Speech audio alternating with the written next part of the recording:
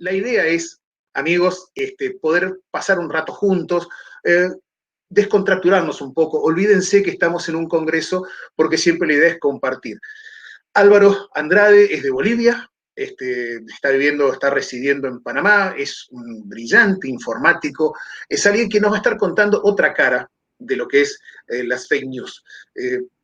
Álvaro nos va a dar una visión informática de esto y siempre es importante, estar atentos a este tipo de cosas. Álvaro, muchísimas gracias por acompañarnos, gracias por la generosidad que has tenido en aceptar nuestra invitación.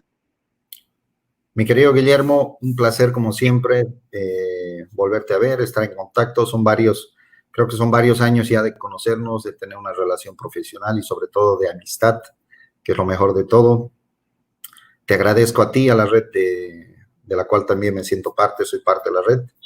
Y pues te agradezco por la invitación y por el espacio para poder hablar un poco de lo que vamos a ver ahora, ¿no? Me gustó bastante la charla que estaba anterior, creo que era de Fernando, porque justamente lo que él fue hablando encaja con lo que vamos a ver ahora, ¿no? Como anillo al dedo. Bien, antes de arrancar, comentame cuál es tu usuario de Twitter, así la gente puede seguirte. Sí, lo puedo poner en el live comments, es @aandradex. Está en mi presentación también. Bien, Andradex. @aandradex, de Álvaro Andrade, ¿no? Andradex, no. No me den bolilla, no es Andradex, ¿sí? Es Andradex. Así es. Ahí está. Muy bien. Álvaro, querido, te dejo. Avance nomás. Ok, muchísimas gracias, Guille. Voy a compartir mi pantalla. Share screen.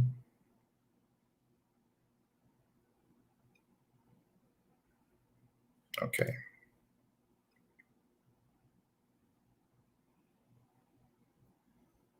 Déjame ver. Mientras tanto, porque acá te descuidas y yo te mando un video, guarda. Ahí está, ahora sí. No, viste que yo amenazo y enseguida encuentran todo. Sí, estás rapidísimo. Ahí sí. Bien, perfecto, Guille. Más que todo, pues vamos a hablar sobre el tema de las fake news o las noticias falsas, engañosas, como se le dice hoy en día. Desde un punto de vista de la visión informática, no sin antes hablar, obviamente, es un pequeño concepto de qué son las fake news. Sé que no todas las personas que están acá ahorita siguiéndonos son 100% técnicos o 100% abogados, así que siempre es bueno hacer una pequeña introducción para que se nivelen los conceptos y vayamos avanzando poco a poco, ¿no? El tema de las fake news, por si acaso, como lo dijo el anterior expositor, no es algo nuevo, esto es algo que ha existido ya hace años y es más, la siguiente diapositiva dice esto no es algo nuevo, es algo histórico, ¿no? Que a raíz de la expansión del Internet, de las nuevas tecnologías, se ha proliferado a lo que es el largo y ancho del planeta, ¿no? Este término es utilizado para conceptualizar la divulgación de noticias falsas que provocan un peligroso, círculo de desinformación, las cuales cumplen siempre un objetivo específico. Y eso tenemos que estar claros. Cuando hablamos de fake news o noticias falsas, siempre las noticias falsas tienen un objetivo. De lo contrario, no serían noticias falsas, ¿ok? Bien, las noticias falsas son un tema histórico. La fabricación de información falsa o desinformación no es algo nuevo. Viene siendo algo histórico y lo tenemos inclusive desde antes de Cristo, en el año 44 antes de Cristo.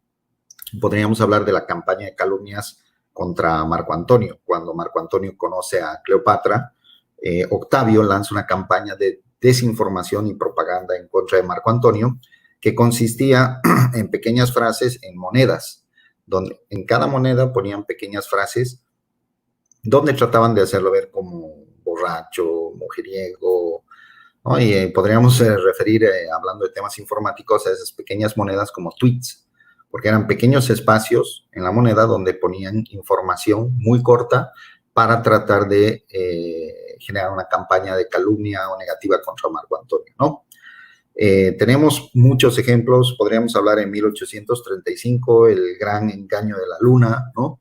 Donde el periódico New York Times publica 6 artículos sobre un tema de información falsa que habían encontrado vida extraterrestre en la luna, unos unicornios con cuernos y barbas y unos seres tipo humanos, humanoides tipo, ¿cómo se llama? Como murciélagos, ¿no? Y era basado en una información que publicó, bueno, de un astronauta. Lograron hacer esto y toda la gente lo creyó, lo empezó a vivir en ese momento, ¿no?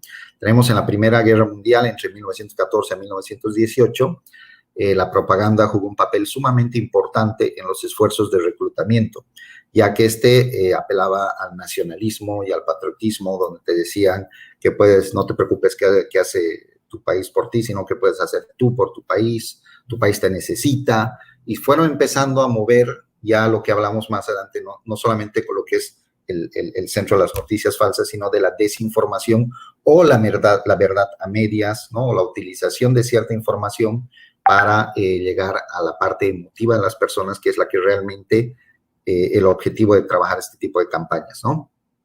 Tuvimos en 1938 el radiodrama de la Guerra de los Mundos, donde un programa de radio empieza a hablar en Estados Unidos de que estábamos siendo invadidos por extraterrestres, los ovnis, y causó una histeria colectiva donde la gente salió de sus casas escapándose por todo lado, ¿no? Y después tuvieron que pedir disculpas porque era nada más un radiodrama que estaban contando, una novela. Pero fíjense, en esos casos hablábamos de la difusión masiva a través de medios masivos.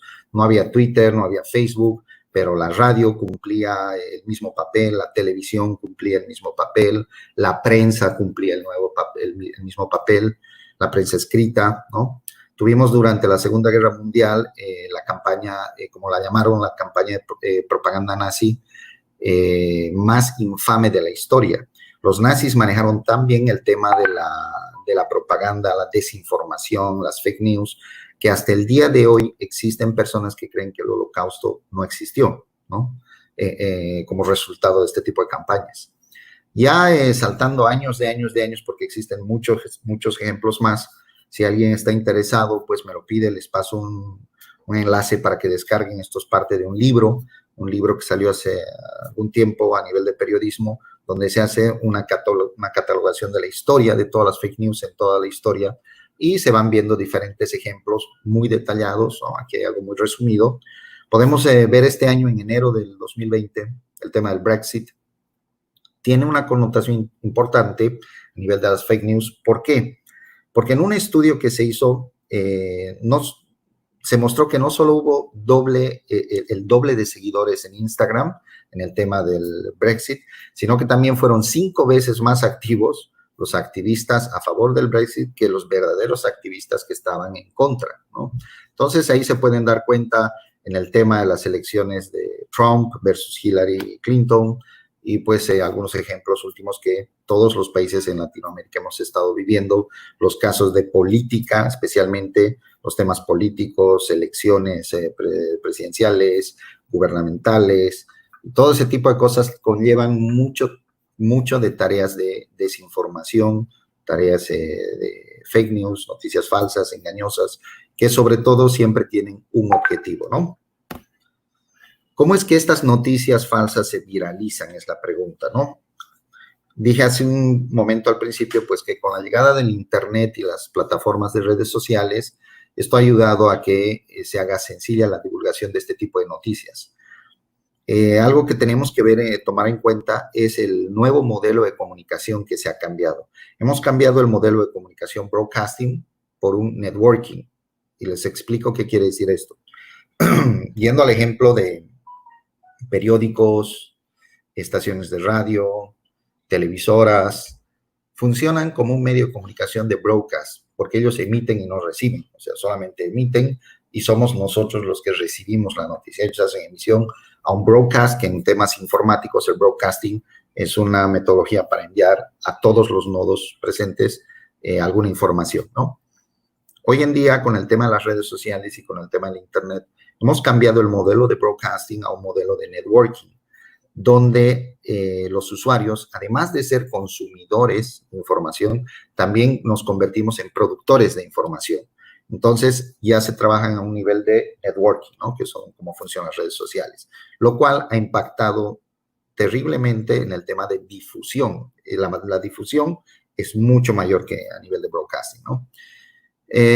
Hoy en día, con el tema de las redes sociales, ya no existen las barreras de idiomas, el tema de ideologías y un montón de cosas que se han roto con el tema de las redes sociales. Ya inclusive puedes hablar con personas que están en otros países sin tener que conocer su idioma, automáticamente se puede conversar y ya las plataformas te traducen en el idioma, te hacen traducciones simultáneas. Hoy en día ya han salido los dispositivos donde hablas y inmediatamente te hace la traducción. Otro de los temas es que las plataformas, la mayoría, el 100% de estas plataformas, utilizan algoritmos que distribuyen contenido, el contenido más relevante para el usuario, de acuerdo a la información que le interesa. Por lo tanto, te llega la información condicionada y filtrada, que es lo que pasa, ¿no?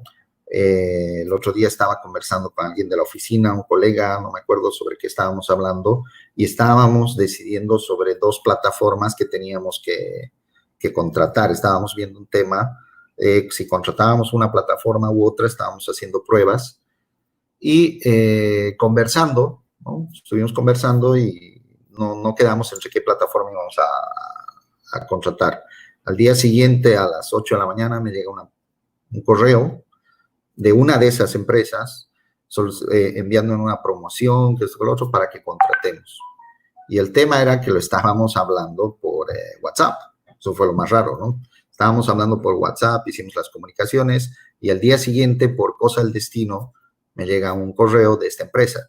No sé si fue el WhatsApp, no sé si fue el Alexa o no sé por dónde más se haya podido filtrar la información, pero hoy en día los algoritmos de las plataformas, tanto de búsqueda de información, de entrega de información como de redes sociales, utilizan algoritmos que basan la información condicionada y filtrada de acuerdo a los gustos o intereses de las personas. Y esto también se puede utilizar para manipular la decisión de las personas, ¿no? Otro de los temas por los cuales se viralizan las noticias falsas es que no se realiza una correcta validación de las noticias. Las personas reenvían la información sin validarla. Cuando llega una información, sea positiva o negativa, especialmente ahora en temas de COVID, que mandan todos los tipos de jarabes que se han inventado, que ya han encontrado. Ya he visto he debido ver más de 20 videos donde han encontrado la cura al COVID, ¿no? Mientras que los científicos en todas partes del mundo, en los laboratorios más grandes, siguen trabajando. Hay gente que dice que ya ha encontrado, y pues hay algunos que mezclan, mandan videos de frutas, de verduras, de esto, del otro, de hidrocloroxina, como dijo hace un momento el expositor anterior, tomar cloro o alguna de esas cosas raras, que el whisky dicen que también es una medicina, pues son un montón de noticias que la gente las comparte, las utiliza sin siquiera hacer una validación de la fuente de información o lo que es esto, ¿no? Esos serían algunos de los puntos más fuertes del tema de viralización. Cuando hablamos de tipos de información falsa, tenemos varios tipos. Están las de sátira o parodia, ¿no? Que generalmente tratan de generar una burla, no tratan de causar ningún tipo de daño o engaño, como el caso del radiodrama, ¿no? Que estaban haciendo una sátira, una broma, y la gente se creyó sin tener que validar y generó una histeria colectiva, ¿no? El tema de contenido engañoso, donde se trata de engañar de la información para incriminar a alguien o hacer algo o mentir sobre algún tema. El contenido impostor, donde se suplanta algún tipo de información o se suplanta la fuente genuina.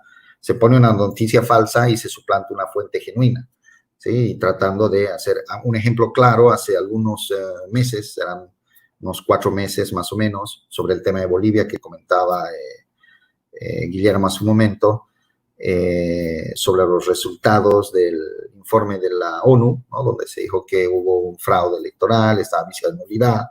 Hace unos 4 meses salió una noticia de que el Washington Post, había 2 investigadores del MIT, habían publicado en el Washington Post ¿no? Información de que después de un estudio matemático, pues toda esta se había determinado de que no hubo fraude, que la estadística mostraba que hubo una ascendencia normal y no sé qué, y al final, pues el resumen era que no hubo fraude, ¿no? Ese encaja exactamente en tema de contenido impostor y contenido fabricado. ¿Por qué? Para empezar, las dos personas que hablaban, que decían que eran investigadores, no eran investigadores del MIT, se hizo un análisis informático, se revisó, trabajaban en una ONG que era dentro del MIT para estudios estadísticos, ¿no? Pero inclusive el mismo MIT emitió una carta indicando de que no era su posición, que ellos nunca habían hecho nada y que ellos solamente no eran investigadores del MIT, simplemente una ONG afiliada que trabajaba allá adentro, ¿no? Dijeron que habían publicado en el Washington Post, publicó esto y no fue así, fue en un blog del Washington Post, donde cualquier persona puede entrar. Yo entré, me creé mi usuario y hice una publicación. Todo el mundo puede entrar y hacer una publicación porque es un blog abierto, ¿sí? De comentarios, de comunicación, pero hicieron ver de que fue el Washington Post tergiversando el contenido, ¿no? Había contenido impostor y contenido fabricado. Más allá de eso, pues tenemos el tema de tipos de contenido de conexión falsa, cuando los titulares, imágenes o leyendas no confirman el contenido de la publicación, el contexto falso, cuando el contenido genuino se difunde con información de contexto falso, obviamente, y el contenido manipulado, ¿no? Cuando la información o imágenes genuinas se manipulan para engañar al público o a la audiencia donde desea llegar. Aquí podemos ver estos 7 tipos de información falsa para que lo puedan clasificar en algún caso que necesiten realizar una investigación o definir o realizar un informe sobre análisis de información falsa. También ver las 8 P's de la desinformación. Ahí hablamos de periodismo deficiente, el tema de parodia, que es lo que hablamos hace un momento, la provocación. Hay mensajes que son falsos, con sentido, el objetivo es provocativo. Tenemos los mensajes de falsificación, mensajes falsos o fake news con motivos pasionales. Tenemos el partidismo, tenemos cuando se busca de provecho, cuando los mensajes buscan algún provecho, que es parte del objetivo también. Como dijimos a un principio, todas las tareas, las publicaciones de información falsa o fake news siempre buscan un objetivo, ¿no? Entre esas de esos, el provecho que puedan sacar de ellas. Está el poder o influencia política, que esto se ve mucho a nivel de publicaciones de gobierno en diferentes países, en todos los países del mundo, ya sea durante elecciones, campañas electorales o no, durante el ejercicio del propio gobierno, también que generan un montón de información, ¿no? Hace 2 años, más o menos, el presidente de Venezuela, Maduro, indicó a la BBC de Londres y a CNN, ¿no? Que eran temas que producían información falsa, que solamente querían dañar su imagen, que solamente querían hacer esto, ¿no? Y dentro de Venezuela se hacía publicaciones de que todo lo que está haciendo el gobierno está correcto, que no hay problemas, que no hay hambre, que no hay el otro. Entonces, a eso va lo que se llaman publicaciones de desinformación basadas en poder o influencia política, ¿no? Y las otras que son de tipo propaganda, cuando se quiere o subir la fama de un producto, de una persona o de una empresa, de un servicio, lo que sea, que son a nivel propagandísticos, tanto para subir como para bajar el branding, ¿no? El tema, la propaganda de alguien o algo, un producto o una persona. Basado en este tipo de clasificaciones, pues podemos realizar algún estudio donde podamos ver tanto los tipos de información falsa, que puedan analizar los 7 tipos para casarlos con las 8 P's de desinformación, ¿no? La pregunta que nos hacemos y se hace la mayoría de la gente, ¿qué tan peligrosas son las noticias falsas? Y aquí ya vamos entrando, voy a entrar un poco más a lo que es la parte informática. Veamos con un ejemplo, ¿sí? Un domingo cualquiera del año 2016, Edward Welch, de 28 años, padre de 2 hijos, bombero voluntario, sale de su casa en Carolina del Norte, decidido a resolver por su cuenta un tema que estaba circulando en las redes sociales, en las noticias. Condujo su coche durante 600 kilómetros hasta Washington y entró en una pizzería de Comet Ping Pong, armado con un rifle de asalto, una pistola y 29 rondas de munición. En plena hora pico, disparó 3 veces al aire, gracias por Dios, a Dios no hirió a nadie, y se puso a buscar pasadizos secretos, cámaras subterráneas, señales satánicas, hasta que llegó la policía. ¿Saben qué era lo que buscaba? Esta persona estaba totalmente convencido de que dentro de esa pizzería había niños secuestrados, explotados sexualmente, temas de pedofilia, por una red de pederastas dirigida por el jefe de campaña de Hillary Clinton. ¿Sí? ¿Cómo llegamos a esto? ¿Cómo pueden pensar que una persona solamente por la información y las redes sociales llegue a realizar este tipo de acciones, ¿no? Veamos. Primero, ya analizando el tema, cómo se fue dando Álvaro, automático. Sí. Álvaro, disculpe, te interrumpo un segundito. Fíjate que tenés habilitado el WhatsApp web y se está escuchando de fondo. Entonces, es por ahí para que silencies el WhatsApp web. Ah, ok. Claro que sí. Listo, mis disculpas. Mil disculpas. Mil disculpas. Ok. Bien. Primero, Wikileaks, como saben, publica información, ¿no?, de diferentes gobiernos, de diferentes países. Comenzó a lanzar correos electrónicos pirateados de la cuenta de John Podesta, que era el presidente de campaña de Hillary Clinton. Esto generalmente fue un mes y medio antes de las elecciones, ¿no?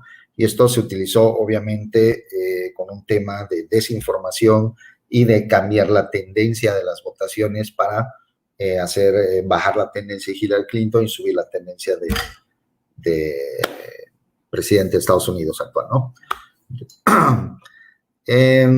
A partir de esta información que se empezó a publicar en Wikileaks, los usuarios de algunas redes sociales y especialmente un popular foro en internet que se llama Reddit, dedicado a Donald Trump, había un tablero, ¿no?, donde estaba la parte de mensajes de la extrema derecha, que es el canal de 4chan, se llama.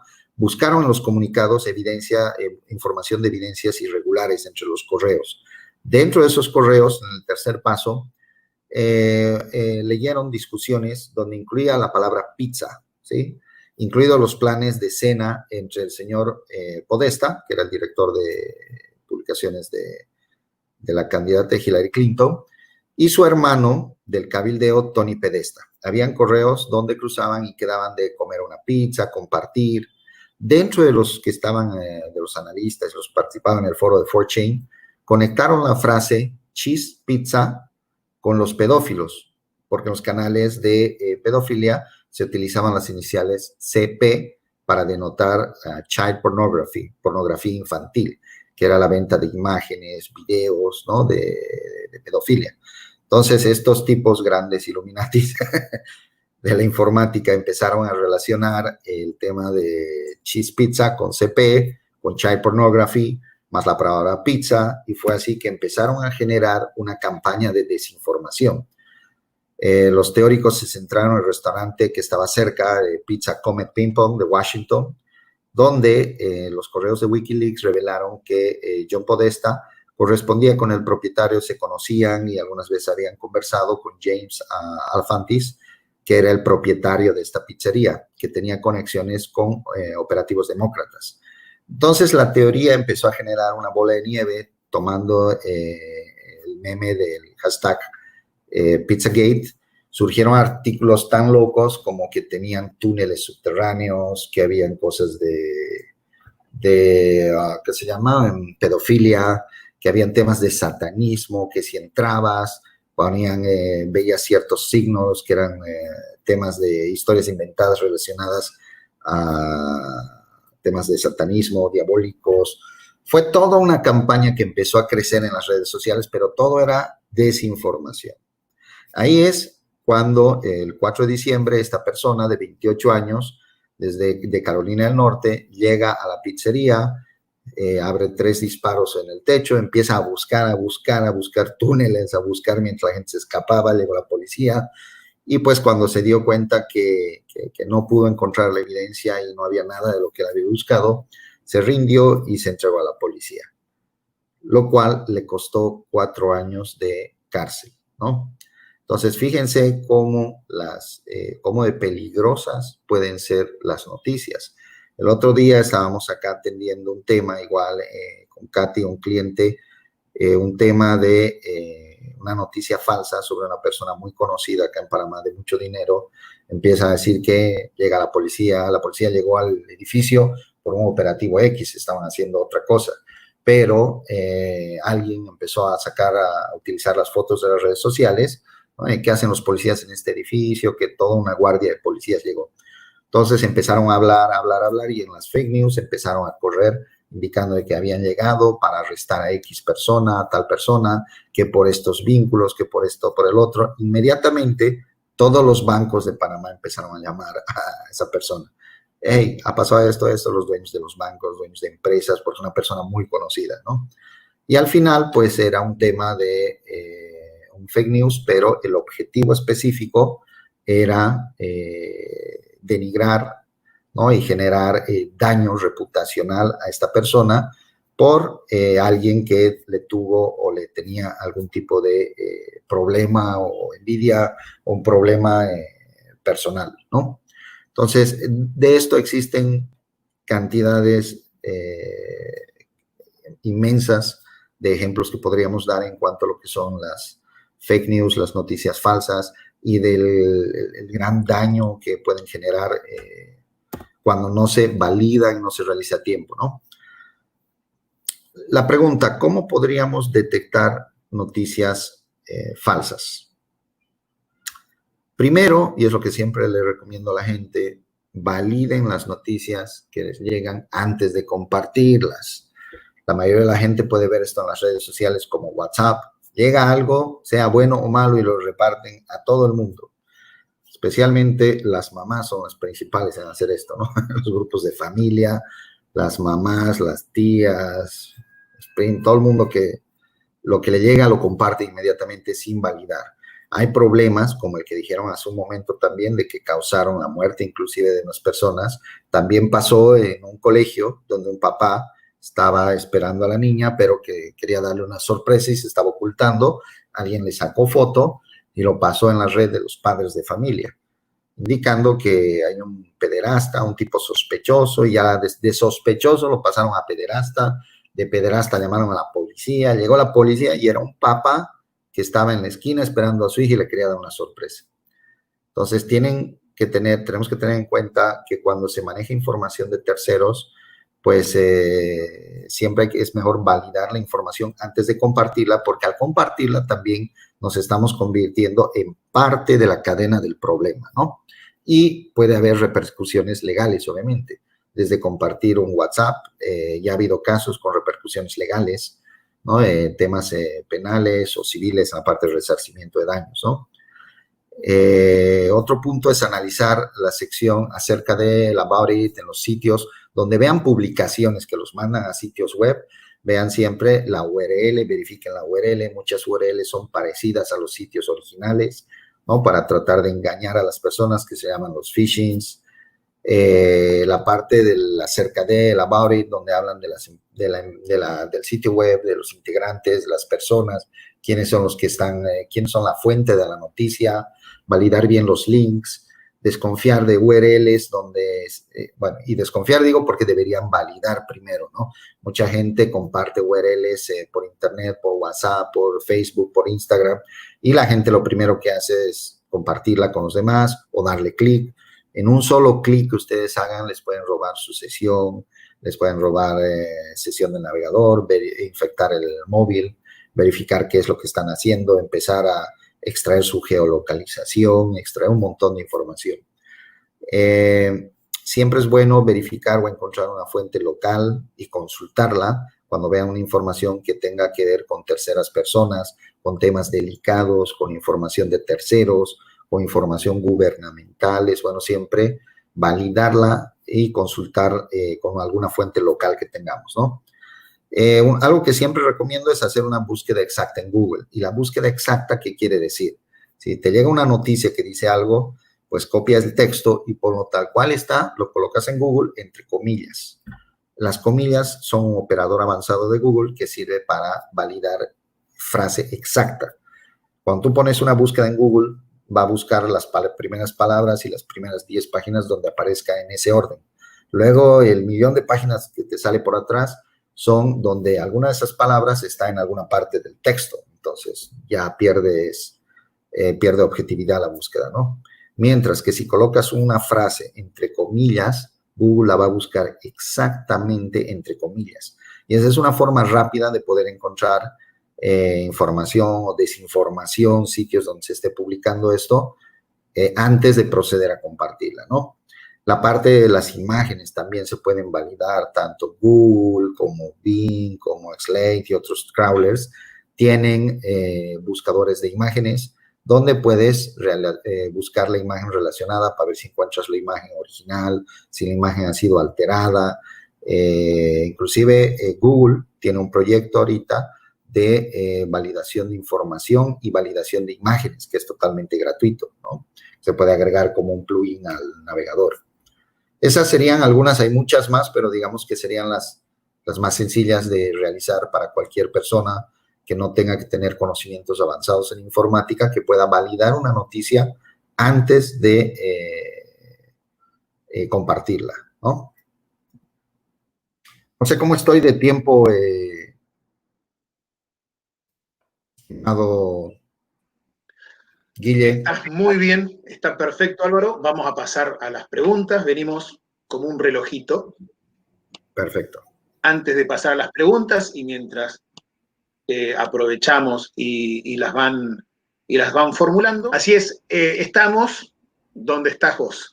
La red tiene gente, por suerte, en toda Latinoamérica, gente como Álvaro, que es de Bolivia, viviendo en Panamá, tenemos gente de Puerto Rico, de Costa Rica, de Uruguay, Paraguay, Chile, Brasil, Ecuador, Colombia, Venezuela, Honduras, El Salvador, México.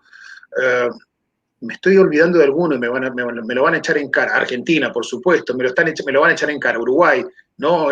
Álvaro, bueno, Álvaro también es un integrante de la red. Él no me ha mandado su video de Yo Soy la Red, por eso es que no aparece en ninguno de esos y aprovecho para pasarle factura así, delante de todos, no a título de fake news. No estamos elaborando.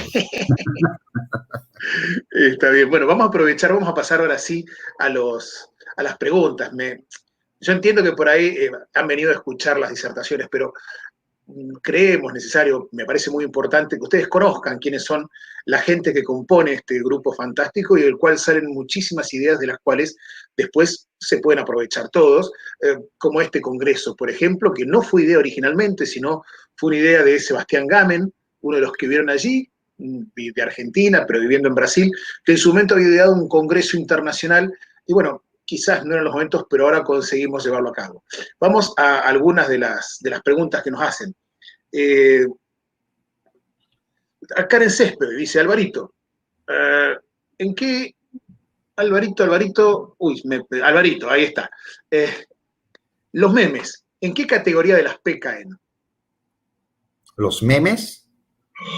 Depende del sentido del meme, ¿no? Si es en temas políticos, el meme puede ser puramente caricaturístico, ¿no? Que sería ¿cómo se dije? Caricaturístico. Aquí está. Que sería el tema de parodia específicamente, ¿no?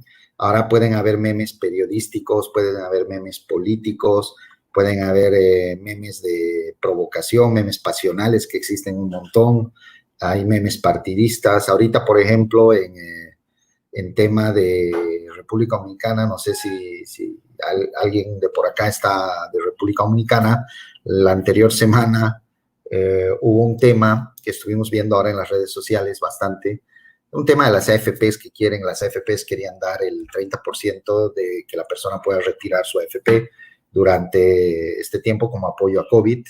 Y pues salió por ahí un diputado diciendo, no, como el 30% de nuestras AFPs, sacó unas bolsas de arroz y dijo, de esta bolsa de arroz que es nuestra, ellos han ganado esta cantidad.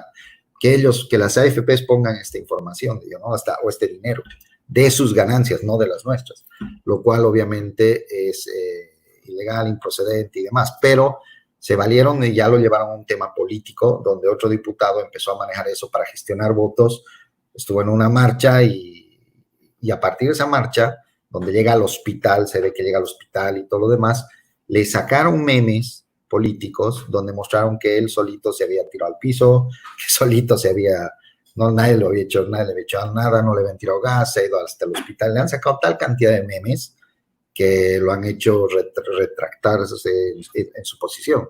Entonces, los memes, pues, depende el sentido que tengan, van a entrar dentro de alguno de los puntos de la clasificación que mostré, ¿no? Mira, acá en Argentina, la figura jurídica que por ahí se le puede aplicar a esto se llama animus iocandi, que en realidad, perdón, no es una figura jurídica, sino es una justificación.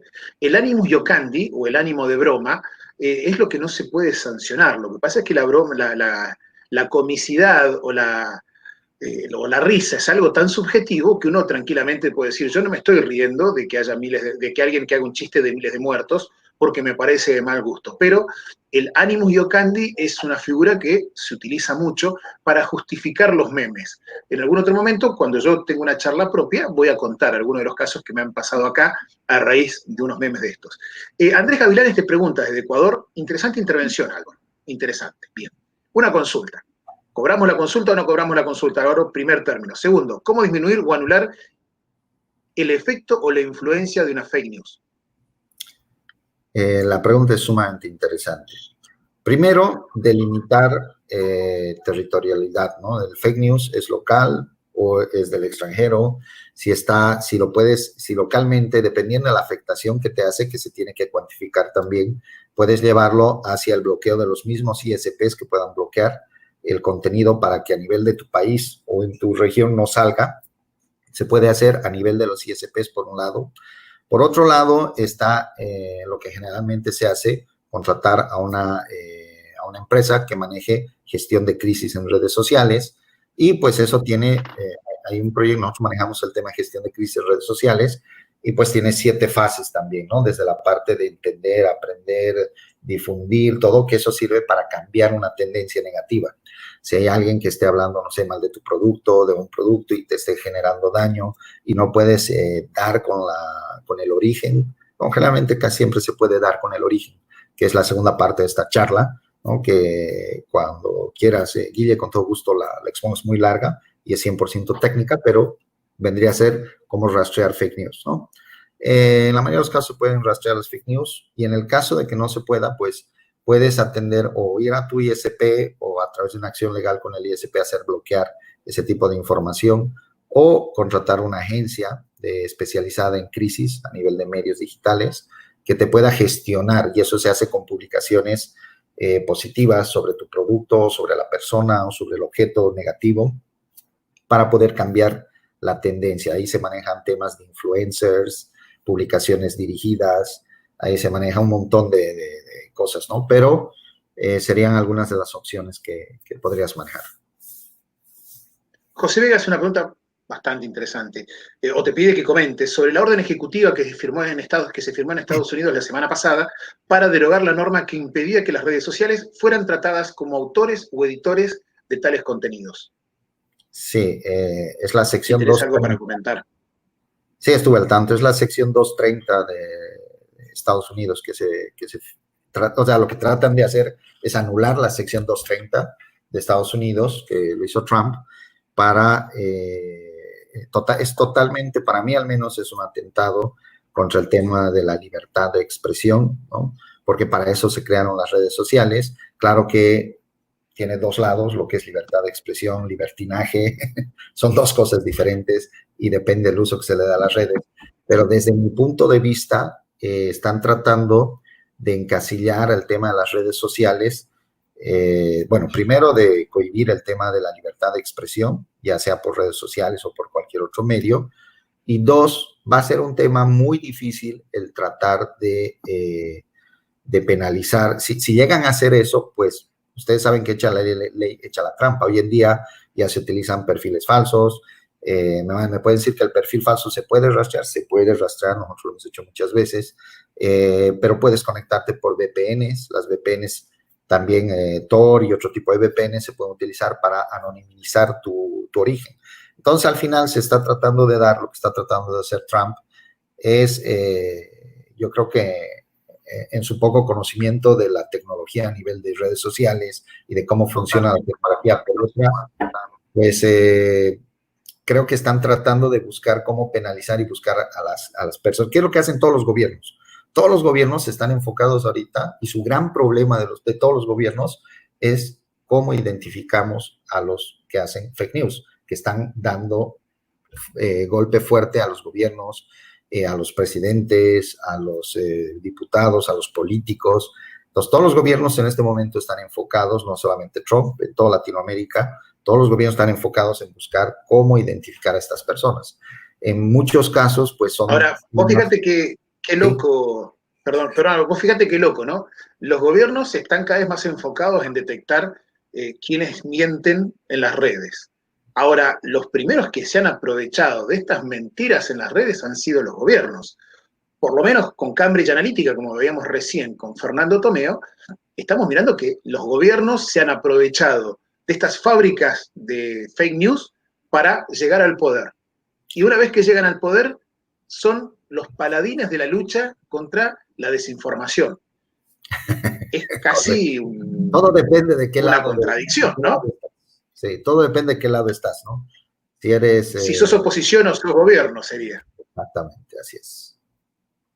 Bien, ya lo tenemos a Eric Rincón allí abajo, está esperándonos. Te hago una preguntita más. Dice, ya te hago pasar, Eric, esperame un segundito nomás. Buenas tardes, te pregunta Charla y Cacao. En el caso de Anonymous y la publicación de datos confidenciales o exclusivos, ¿cómo conocer qué tan verídico podemos considerar aquella información? Pues en tema de Anonymous depende, porque no todas las publicaciones que salen que dicen ser Anonymous son de Anonymous, ¿no? Hay grupos que utilizan el nombre de Anonymous para sacar cierta información. Inclusive, ahorita hemos visto varias campañas. Hace 2 semanas salió el video de Anonymous, ¿no? El verde, que todo el mundo ha debido conocer, un video de Anonymous, donde hablan contra el tema de George, ¿cómo se llama? La persona esta que murió en Estados Unidos. Floyd. George Floyd. Entonces sacaron un video y hablaron contra Trump y otros temas políticos, pero muchas veces no se sabe si es o no es Anonymous de verdad. Hay muchos grupos que utilizan la figura de Anonymous para hacer ciertas publicaciones. Más allá de eso, de que sea o no sea Anonymous, hay fuentes de información, de validación de información. Existen plataformas de monitoreo, tanto de redes sociales como en la Deep Web, la Darknet, donde se maneja este tipo de información. La idea es monitorizar, el monitoreo 24/7 para saber en qué momento, dónde aparece la primera publicación, rastrea la dirección IP, a quién es el ISP, ver qué información se ha publicado tanto en la red como en la Deep Web, como en la Darknet, hacer un poco de estudio. Lleva un poco más de tiempo, obviamente, esa información, pero se puede llegar a validar. Mucha de la información que han estado sacando en algunos medios, según anónimos, y no eran anónimos, buscando la información, era información de Wikipedia y de los Wikileaks, ¿no? que sí hay correos. Hay mucha información de correos de los Wikileaks que nadie todavía se ha dado el trabajo de buscar, pero si entras y buscas los Wikileaks de tu país, por ejemplo, de Argentina, y le van a ver correos, información de presidentes, de secretarios, de esto, del otro. Mucha información tal vez no se ha hecho pública, no se ha visto y la están reutilizando. Entonces depende, cualquier información que se publique, ya sea Anonymous o sea quien sea, siempre se puede validar la información. Tomará un tiempo más, lleva más herramientas a nivel de OSINT, Open Source Intelligence, pero se puede verificar, ¿no? Una pregunta acá de mi coprovinciana, Mariela Alejandra Suárez. ¿No crees que el tema de las fake news se hace más notoria su preocupación en la actualidad en razón de que el cuarto poder ya no es el único que tiene la sartén por el mango? Correcto. No, ya el tema de las redes sociales. Pues, algo así como ser el que tiene el poder. Sí, se le decía el cuarto poder o se le dice el cuarto poder a los periodistas, ¿no? Pero hoy en día cualquier persona con un celular, con WhatsApp, con Facebook, Twitter, Instagram, puede tener mayor cantidad de seguidores que todo un periódico junto. Y lo van a ver, los famosos influencers. Hoy en día no son periodistas, no son medios de prensa, no son periódicos, pero tienen millones de seguidores. Y la gente y las empresas y las marcas les pagan para que ellos produzcan, hagan conocidos sus productos y demás. Este tipo de gente y este tipo de personas también se utilizan y han sido utilizados para campañas de desinformación. Algunas veces a sabiendas, ¿no? Porque han sido contratados, y otras veces se los ha utilizado con engaños, ¿no? Con engaños para que hagan el spread de la información, ¿no? Bien, ya se viene Eric Rincón Cárdenas, está allí esperando, estamos perfecto con los horarios, realmente me siento realizado con esto de hacer cumplir los horarios previstos para cada orador. Por suerte tuvimos un tiempito más para que vos pudieras desarrollarte. Hay una pregunta muy linda de Viviana Lozano. ¿Hacen ustedes cada tanto estudios del impacto de las fake news en la sociedad? Hemos hecho estudios y llevamos haciendo estudios bastante tiempo, pero no a nivel de impacto. Así los hemos hecho y los realizamos, pero a pedido, por temas de a veces empresas que nos contratan para hacer ese tipo de estudios, para ver específicamente, geográficamente, en qué parte, en qué puntos del país se está tocando este tema, cuáles son los lugares álgidos, digamos, para lanzar una publicación específica de acuerdo a la fecha, de acuerdo a los hot zones que se llaman, los puntos hot. Por ejemplo, podríamos ver en Argentina en este momento quienes están hablando de este congreso y podríamos posicionar los puntos calientes para mostrar geográficamente a través de ciertas redes sociales dónde se está hablando en este momento. Todos los que están publicando podríamos graficarlos solamente por el hashtag, específicamente el hashtag que tenemos en este momento. Podemos ver quiénes están utilizando el hashtag. Hay redes sociales como Twitter, como Instagram, como hay unas dos más que permiten geolocalización, lo que quiere decir que en tiempo real, a medida que van publicando, podemos capturar la información de dónde están ubicados. Entonces, sí hemos hecho ese tipo de trabajos a nivel de países y demás, pero a solicitud, nunca por un tema de nada más mero estudio estadístico, ¿no? Bien, buena tarde, dice. Mi nombre es Fabiola de México. Dice, ¿qué tipo de lineamientos consideras que debe existir en una propuesta para norma o legislación contra las noticias falsas? ¿Qué tipo de lineamientos considera usted que deben existir? Pues, bueno, la parte legal se la dejo a los abogados. Desde la parte técnica, creo que debería haber el tema, ¿cómo se llama esto? La zona o el lugar, no me sale la palabra, pero es, primero, las redes sociales, ustedes saben que son transfronterizas, ¿no? Pero se debería relacionar, si quieren hacer una legislación a nivel de redes sociales, no tanto limitar lo que se pueda o no se pueda decir, porque eso ya es responsabilidad de cada quien. Lo que se debería delimitar es la relación de la cuenta con la persona, que en este caso hay muchas personas que tienen 2, 3, 4 cuentas o cuentas anónimas. Cuando una cuenta anónima hace una publicación y esa publicación perjudica a una empresa, a personas, a un grupo, a un gobierno, ¿a quién le van a pasar la responsabilidad? O sea, no tanto debería regularse lo que se puede y no se puede decir en las redes sociales, sino relacionar el tema de la red social relacionada al individuo o a la persona jurídica a la que representa. Ha habido casos en redes sociales de personas jurídicas, cuentas de presidentes, de vicepresidentes, de ministros, donde ellos no manejan la cuenta y tienen sus asesores que están escribiendo, pues si escribió una cosa que no era y generó un daño a la imagen del presidente, del vicepresidente. Entonces ahí habría que estar no tanto lo que se publica, sino la relación de dependencia entre la red social y la persona. Creo que uno de los puntos, dos, si se va a regular las redes sociales, los ISPs tienen una importante cabida dentro de lo que es la regulación, porque a través de los ISPs se puede limitar el tema de, no me sale la palabra, de donde se está publicando, ¿sí? Entonces, a nivel tecnológico, más que todo relacionaría el tema de ISPs, el tema de la relación de la cuenta con el usuario, ya sea con la persona, ya sea persona natural o jurídica, y el tema de las aplicaciones que se utilizan también, ¿no? Aplicaciones relacionadas a redes sociales y algo más que podría agregar ahí a nivel de telecomunicaciones. Sería Bien. algo de lo que te podría... Bueno, Álvaro, estamos ya sobre la hora, por suerte. Quería hacer mención de Carolina Marín, que me ha venido ayudando con la difusión en las redes, con el uso de Locademia Edi como hashtag de esto, el cual les agradezco porque he visto que lo han estado utilizando. Excelente tu exposición. Muchísimas gracias por todas las preguntas que nos vienen haciendo.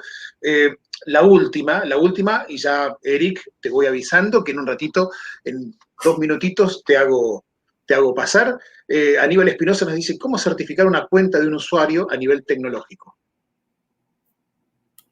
¿Cómo certificar la cuenta? Una cuenta de un usuario a nivel tecnológico. Ok, pues hay varias formas y depende de la red social. No cualquier usuario puede certificar una cuenta, al menos en Facebook, en Twitter, tienes que tener un número de seguidores. Creo que es arriba de 10,000, 20,000 seguidores, 10,000 seguidores que ya puedes empezar a solicitar la opción en configuración de cuenta. Tú puedes solicitar certificar ¿cómo se dice? La red social, ¿no? Pero eso depende de cada red. No lo vas a tener habilitado si no llegas al número de red. En Instagram hay una opción que te permite convertir, y eso lo puedes hacer sin tener gran cantidad de seguidores, desde 10 seguidores o 3 o los que sea. Tú puedes tener la opción, solo funciona en el celular, no funciona en la computadora, de entrar y convertir tu cuenta de Instagram en cuenta comercial. Y en cuenta comercial te da 2 opciones, corporativa a nivel de empresa o comercial a nivel personal, como autor, como blogger, como algo propio que tú quieras hacer o aparte de una empresa. Esa es una opción que te permite desde el inicio, tú puedes hacer eso. Y eso te da beneficios en cuanto a que puedes interactuar inmediatamente con tu red de Facebook a nivel de páginas web. Desde Instagram puedes manejar como administrador de páginas de Facebook. O sea, te da muchas facilidades, ¿no? Y también te ayuda a proteger la cuenta. En Twitter es por cantidad de seguidores, igual que en Facebook, y tienes que llegar para que recién te aparezca la opción, ¿no? Bien. Bueno, Álvaro, muchísimas gracias por tu paciencia, por todas las explicaciones. Súper claro. Te agradezco muchísimo, la verdad. Esperamos poder contar en breve con otro conversatorio donde puedas contarnos de esta segunda parte que nos estabas hablando recién. Te libero, te doy nuevamente las gracias y nada, a Andradex, @Andradex en Twitter para seguirlo y hacerle todas las consultas que necesiten. A ti las gracias, querido Guille, pues y a todos los que están mirando el canal. Un fuerte abrazo y que tengan una excelente semana. Nos vemos pronto.